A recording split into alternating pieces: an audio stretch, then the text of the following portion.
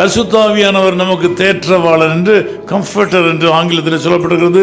தேற்றவாளன், நம்மை தேற்றி அரவணைக்கிறவர், நம்மை வழி நடத்துகிறவர், நம்மை காப்பாற்றுகிறவர், நமக்கு உதவி செய்கிறவர், நம்மோடு கூட வாசம் பண்ணுகிறவர், நம்மோடு கூட இருக்கிறவர். நாம் அவர் தேவனுடைய சித்தப்படி நாம் வாழ்வோமானால், நல்ல மனிதர்களாக வாழ்வோமானால், கர்த்தருக்கு பிரியமாய் வாழ்வோமானால், நாம் எங்கே போனாலும் நம்மோடு வருவார்.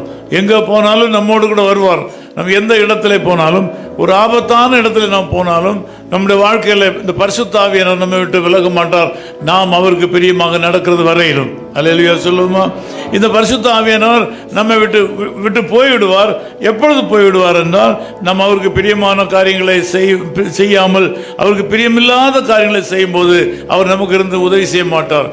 சிம்சோனுடைய சரித்திரத்தை பார்க்கும்போது, அவர் ஆண்டவராலே நசரே விரதம் என்று சொல்லும் விசேஷ விரதத்தை எடுத்து தேவனாலே அபிஷேகப்பட்ட ஒரு மனுஷன். ஆனால் ஒரு ஸ்திரீயனுடைய வாழ்க்கையில தலையிட்டு பாவம் செய்ய நேர்ந்த வேளையிலே அவனுடைய வாழ்க்கையில் இருந்த அந்த அபிஷேகமானது அவனை விட்டு போய்விட்டது.